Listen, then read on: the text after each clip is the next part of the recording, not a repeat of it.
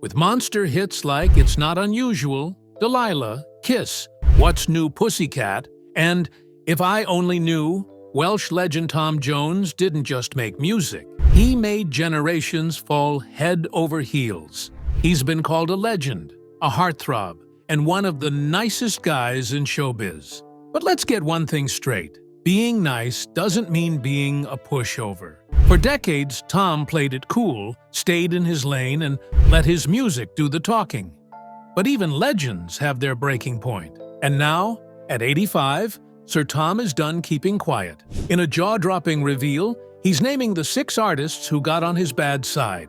The ones who pushed too far, talked too much, and simply crossed the line. Here are the artists Tom Jones hated the most. Tom Jones' wild childhood.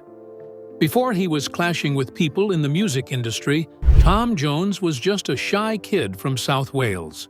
Born Thomas John Woodward on June 7, 1940, in the industrial town of Pontypridd, he grew up the son of a coal miner, Thomas Woodward, and a homemaker, Frida Jones. From a young age, Tom loved to sing. Whether it was at family gatherings or in the school choir, he found joy in music. School, however, wasn't easy for him. He struggled with dyslexia and often had trouble keeping up, but he loved tuning in to BBC Radio, especially the American blues, R&B, and rock songs that would later shape his own sound. When he was 12, he came down with tuberculosis and had to be quarantined at home for a long stretch, spending those months listening to music and daydreaming about something more. By his teen years, Tom had lost interest in school altogether. He was more into drinking, chasing girls, and doing whatever it took to feel alive. At 16, he dropped out. To get by, he worked different jobs, first as a builder's laborer, then selling vacuum cleaners door to door. In 1963, he joined a band called Tommy Scott and the Senators.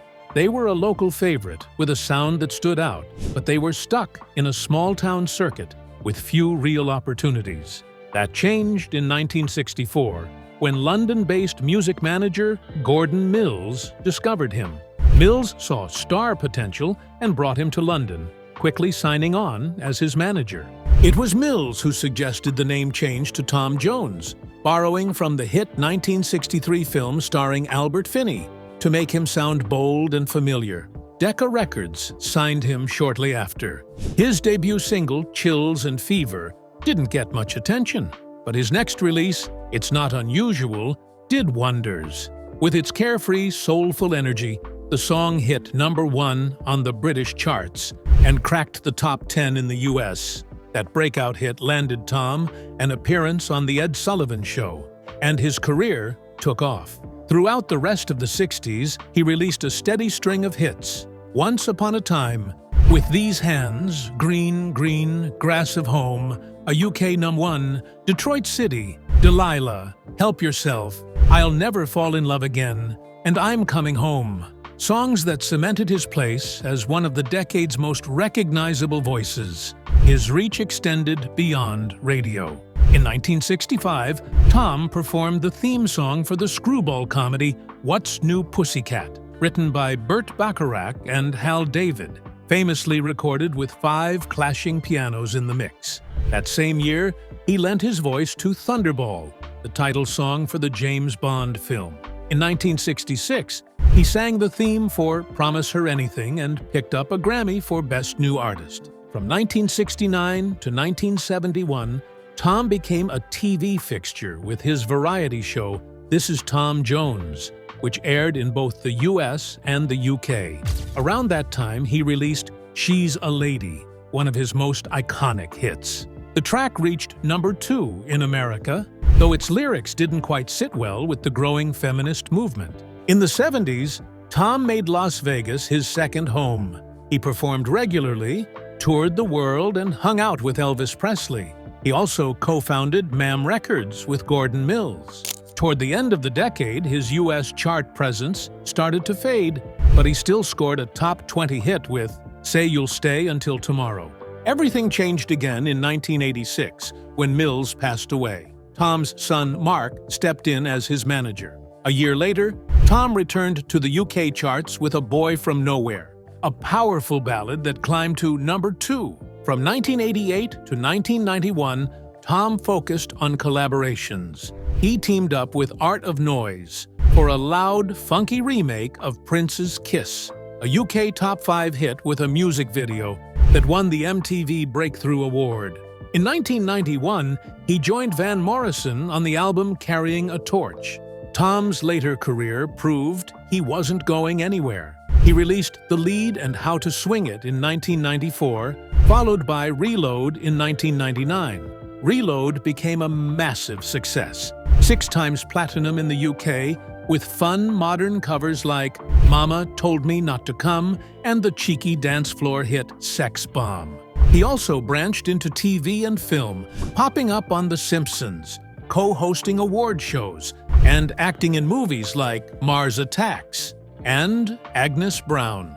Through the 2000s, Tom racked up honors: a Brit Award for Best Male Artist, a performance at the White House for President Clinton, a spot at the Queen's Golden Jubilee, and the Brit Award for Outstanding Contribution to Music. Tom Jones may have started off as a working-class kid from Wales, but he turned his voice and his persistence into a legendary career that's lasted over 6 decades.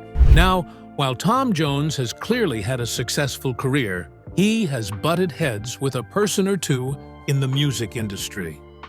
The feud with Angelbert Humperdinck.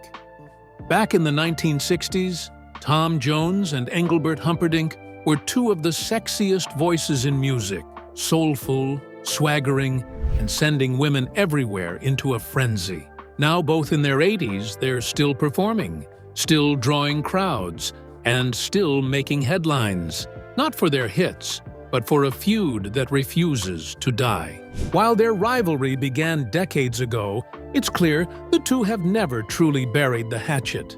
Earlier in 2023, Angelbert stirred things up again during an interview, claiming Tom had lost his voice and no longer had the magic. The comment didn't go unnoticed. Tom hit back, saying there was nothing friendly between them. He described Angelbert as a P** and told reporters to quote him on it. As far as Tom was concerned, they fell out years ago. Angelbert may have made efforts to reach out, but Tom made it clear there would be no conversation. Their falling out reportedly goes back almost 60 years, when they were both signed to Decca Records and started competing for chart success. Tom, with his deep baritone, magnetic stage energy, and raw charisma, quickly stood out.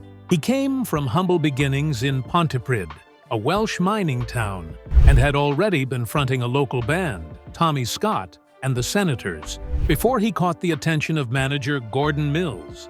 Mills saw his potential and signed him to Decca in 1963.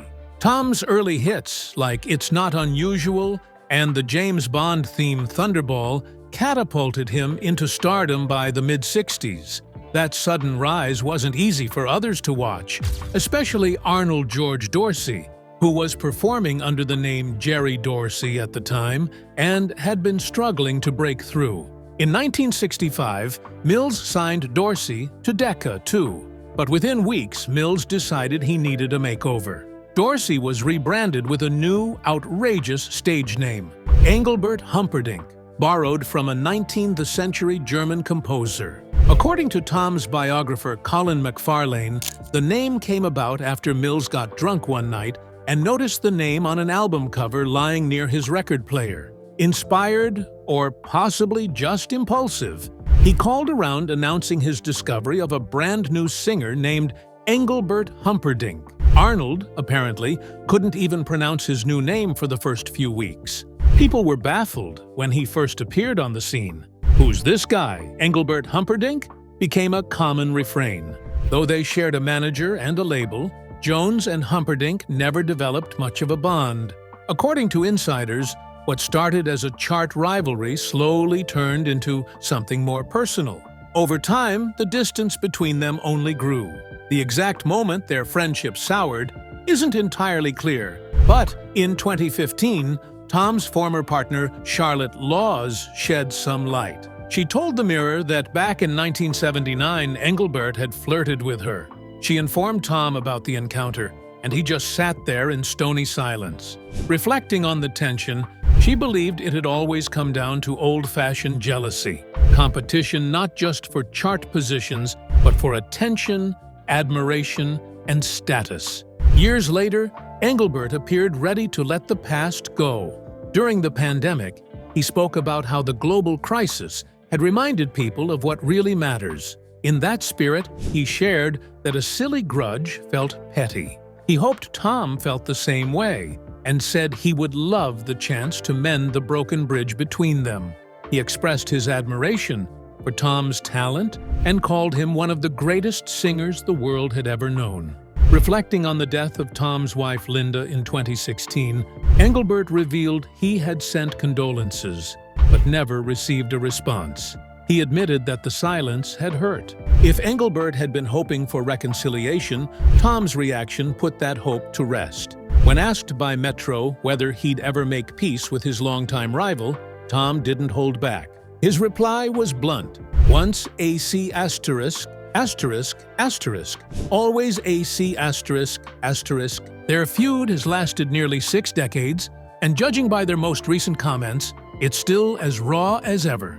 Whatever the root of the bitterness, ego, competition, betrayal, or a mix of it all, Tom Jones and Angelbert Humperdinck have become one of the most unforgettable rivalries in showbiz history. The records may fade, the tours may slow down, but this grudge, it might just outlast them both. Dame Shirley Bassie. Although Tom Jones never quite fell out with Dame Shirley Bassie, their planned reunion at the Queen's Platinum Jubilee concert in 2022 didn't go ahead, and the reasons go deeper than you might think. In 2022, Tom was invited to perform one of his famous songs, perhaps Delilah, and Dame Shirley was set to appear as a surprise guest during his segment. It would have been a thrilling stage reunion. The two Welsh legends hadn't shared a performance since New Year's Day 1971 on This Is Tom Jones. Back then, viewers saw old-school showbiz magic. Now, it seemed the stage was set to recreate that magic for an even bigger audience. Behind the scenes, however, something unexpected happened. Shirley reportedly informed the planners that she would take part only if she was also granted a solo performance, an entire slot dedicated to her alone. She was apparently firm. Appearing only as a guest during Tom's set wasn't enough. She believed that after a lifetime of dazzling audiences, she deserved her own moment in the spotlight. And if that wasn't part of the deal, she wouldn't participate in the duet. Tom later recounted that the original idea had been simple. He would perform his song, she would join him for a finale, and that would be it. She could have been introduced with a flourish during his set, and they would share a classic duet. But Shirley's request for her own song would have shifted the entire flow of the show. He admitted he understood where she was coming from and didn't fault her sense of pride, even if it meant the performance didn't happen. In the end, neither of them appeared at the Jubilee concert. Sir Rod Stewart took their place on the bill, while Shirley stepped back because her schedule didn't allow the travel, despite being offered a slot. Tom, meanwhile, postponed hip replacement surgery so he could tour instead, explaining that ramping around the palace stage in high heels wasn't ideal for his aching hip. So, what began as a potentially magical pairing ended up not happening at all. John Lennon.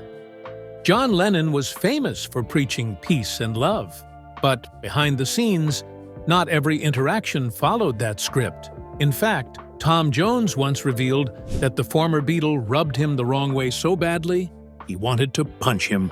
So what exactly happened? Keep watching to find out.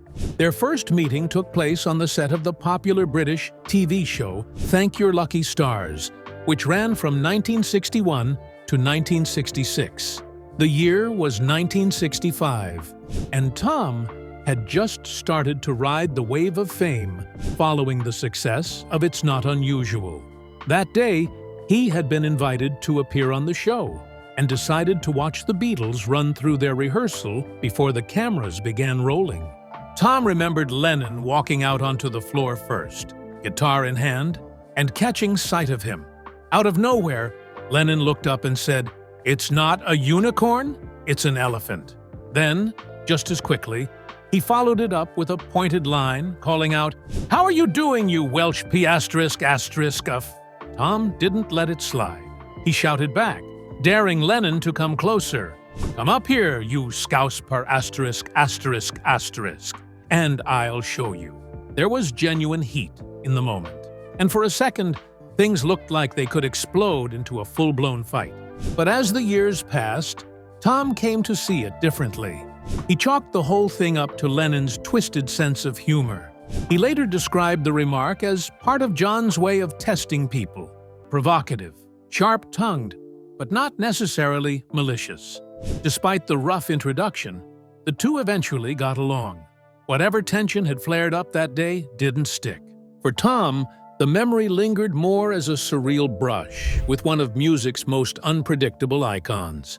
What began with a slur and a near scuffle turned into an unlikely friendship between two legends with very different temperaments and very strong personalities. Sir Rod Stewart. Tom Jones and Sir Rod Stewart have spent decades side by side in the music world. Two legends, often climbing the same charts, performing to massive crowds and carrying that same kind of rock and roll swagger. And while they've had a quiet rivalry over the years, they've mostly kept things respectful. There's never really been bad blood between them. But back in 2015, Tom did call Rod out over something that rubbed him the wrong way. It happened after Tom caught one of Rod's concerts in Los Angeles. During the show, Rod took a moment to speak to the crowd and told them he came from nothing. But that line did not sit well with Tom. Later, in an interview with The Big Issue, Tom shared what went through his head during that moment. He said he'd never claimed to come from nothing and explained that when he heard Rod say it on stage, he was surprised. In Tom's words, he thought, "You didn't come from nothing. I saw your mother and father in that documentary. They were hard-working people." To Tom, it wasn't about putting Rod down. It was more about keeping things honest. He felt there was a big difference between struggling and truly having nothing. And while both singers had worked hard to get where they were, Tom believed in giving credit to the families and roots that helped shape them. It wasn't a feud, just one icon calling out another, reminding him not to rewrite the past for the sake of a dramatic moment on stage. But while Tom has had no problem calling out another legend for bending the facts, there is one part of his own story where honesty and loyalty gets a little blurry. Tom Jones, many infidelities. At the height of his fame, Sir Tom Jones wasn't just a chart-topping powerhouse. He was a man living a life so scandalously dramatic, it could have been lifted from a rock and roll soap opera. Despite claiming to have slept with as many as 250 women a year, the sex bomb crooner never left his wife, Linda, who, according to him, remained the only woman he truly loved. She was, in his words, the love of his life. A love so enduring he insisted he had never had that feeling for anyone else, adding that he didn't believe it was possible to fall in love more than once. Her death in 2016, following a battle with lung cancer, left him shattered. The woman who had been by his side since childhood was suddenly gone, and he called that moment the lowest part of my life. Their story began in Treforest, South Glamorgan, when they were just 12. It was the same year Tom was diagnosed with tuberculosis and confined to bed for 2 years. From his window, he would watch Linda walk past on her way to school. That smile she gave him each day would go on to shape the rest of his life. By 15, they were dating. At 16, Linda was pregnant, and the two married at the local register office in Pontypridd in 1957. He was 17, and she had just turned 16. But as his fame grew, the truth about his personal life was strategically hidden. His manager painted him as a 22-year-old single Welsh coal miner to appeal to female fans, even though he was 24, married, and already had a son, Mark. In truth, Tom had never been down a mine in his life. Though his father worked at the local colliery, Linda kept herself firmly out of the spotlight, a decision that suited both her personality and Tom's image. For decades, she stayed in the background while her husband lived the archetypal rock star lifestyle, crisscrossing the globe and entertaining not just audiences, but legions of women. Yet, Linda remained. How much she truly knew about the extent of his affairs remains uncertain, but she was not entirely in the dark. When photos of Tom embracing 19-year-old Miss World Marjorie Wallace on a beach in Barbados surfaced in 1976, Linda's response was swift and unflinching. Tom recalled how she punched him and yelled, and when he told her to go ahead, she did, right in the face. By the late 1960s, an unspoken arrangement seemed to have emerged between the couple. Linda no longer toured with him, and Tom acknowledged that she no longer asked questions. After a miscarriage that left her infertile, the pain must have been enormous when news broke that Tom had fathered a child with American model Catherine Berkery in 1987. Linda briefly moved back to Wales, though she eventually returned to their Los Angeles home. For 20 years, Tom denied paternity. He would later claim he had been tricked, blaming Catherine for the conception.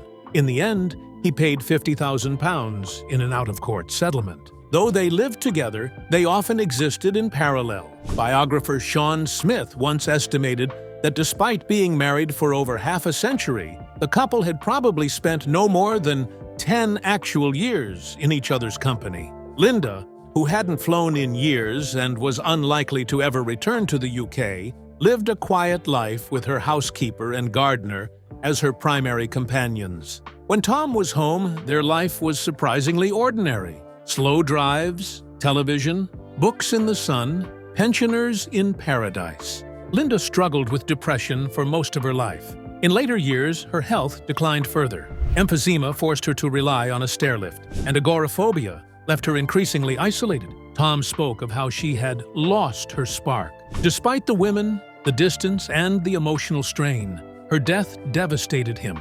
He confessed that he didn't think he would survive the loss. But before she passed, Linda left him with one final message. "Don't think of me dying, think of me laughing." He took it to heart, claiming that every time he steps on stage, he carries her memory with him. When pressed on why he had omitted the countless affairs from his memoirs, Tom gave a dismissive answer. "It's not what has made me. It's not what got you there. But those stories, the mistresses, the secret rendezvous, the hidden heartbreaks, are inseparable from his myth." Marjorie Wallace was a chapter all her own. They met backstage at the London Palladium in 1973. He was instantly taken.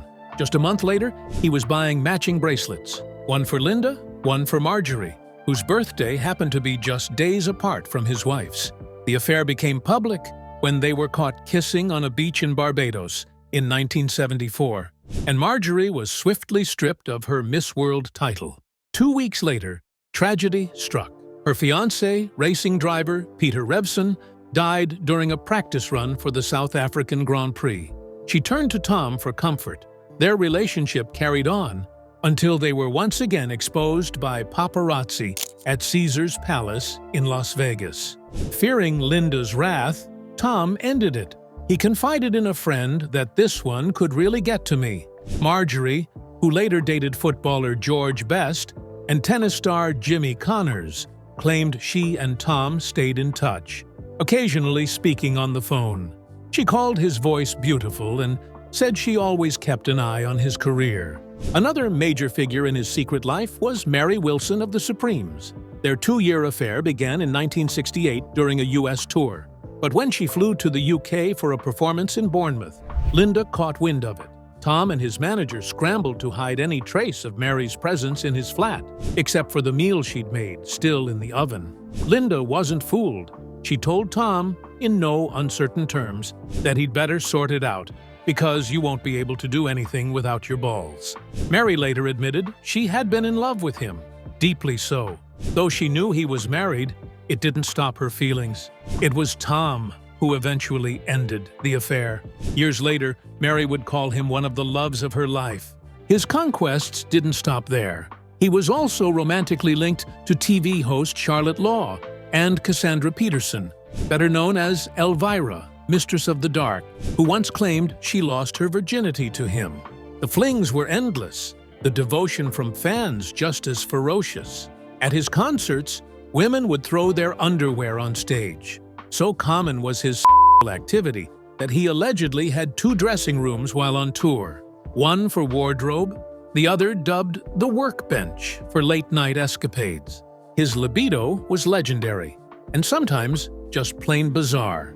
In a 2015 interview with The Big Issue, he confessed to dipping his genitals in Listerine before sex, supposedly to sterilize. He joked that mouthwash isn't only for gargling. In the end, despite the whirlwind of fame, groupies, and scandal, Tom Jones's story circles back to Linda, the girl who smiled at him from the street when he was bedridden with tuberculosis, who married him at 16, who stayed silent through decades of infidelity, and who told him at the end of her life not to mourn her death, but to remember her laughter. And so, every night he performs, her laughter echoes in his memory, louder perhaps than even the applause. But while Linda had learned to live in the shadow of his affairs, not every woman who crossed paths with Tom Jones walked away quietly. The bitter legal battle. In 1989, one of Tom Jones's darkest secrets was dragged into the open, and this time, not even his charm could save him. The Welsh singer, then in his late 40s, was officially named the father of a 14-month-old boy after a brutal paternity case in Manhattan family court. The ruling came from none other than Judge Judith Sheindlin, later known to the world as TV's Judge Judy, who declared that Jones had fathered Jonathan Berkery during a short-lived fling in New York in 1987. The child's mother, 27-year-old Catherine Berkery, was a model and aspiring actress who had met Tom while he was on tour. One night together was all it took, but what followed was a nightmare. Jones denied everything. He claimed he had been tricked. His lawyers went on the attack, painting Berkery as a prostitute and calling her a liar. He never showed up in court. He never saw the child. And when the ruling came down that he was the father, he didn't offer an apology or show any emotion. Berkery didn't hold back. Outside court, she called him a disgusting human being. It wasn't just about money. It was about how she had been treated. For over a year, she had been dragged through the mud, while Jones tried to save his image. He had always been marketed as the ultimate ladies' man, a symbol who could do no wrong. But this time, the truth caught up with him. Her lawyer, the well-known Raoul Felder, had been asking for $3,800 a month in child support. The final figure was never made public, but Berkery said she was happy with what she got. Even so, the damage was done. She had fought for her son alone, while the man who fathered him kept silent and stayed away. Jonathan was born in June 1988. By the time he turned 1, his father still hadn't met him, and never would. Despite carrying the Jones name, Jonathan grew up without any contact. Tom didn't speak about the child for years. When he finally did, he didn't show regret. He said he had been duped, that he had just fallen for it. There was no warmth, no ownership, just blame. This wasn't just another rock star scandal. It exposed a side of Tom Jones that didn't match the man fans saw on stage. While women still tossed their underwear at him in concert, the truth behind the scenes was far from glamorous. He had lived most of his life chasing women, and even claimed he once slept with up to 250 a year. But when it came to the one woman who ended up pregnant and the child that came from it, he chose denial over responsibility. Berkery never claimed to have been in love with Tom, but she expected him to take responsibility. Instead, she was insulted and discredited in public, all while raising a child on her own. The court sided with her, but the man behind the music stayed silent. Years later, Jonathan would speak out. He said he wished his father had acknowledged him, that he wanted to be part of his life. But Tom Jones never came. Even when asked about the case in interviews, he brushed it off, said it wasn't important, that it wasn't what made me. But for Jonathan and Catherine, it was everything. The case added a permanent crack to Jones' image. It reminded the world that behind the voice, the suits, and the stadium crowds was a man who spent decades avoiding a truth he couldn't sing his way out of. Which names on the list shocked you the most? And did Tom Jones's escapades shock you? Share your thoughts with us in the comments below. Don't forget to like, share, and subscribe. Also, click the next video shown on your screen. You will enjoy it.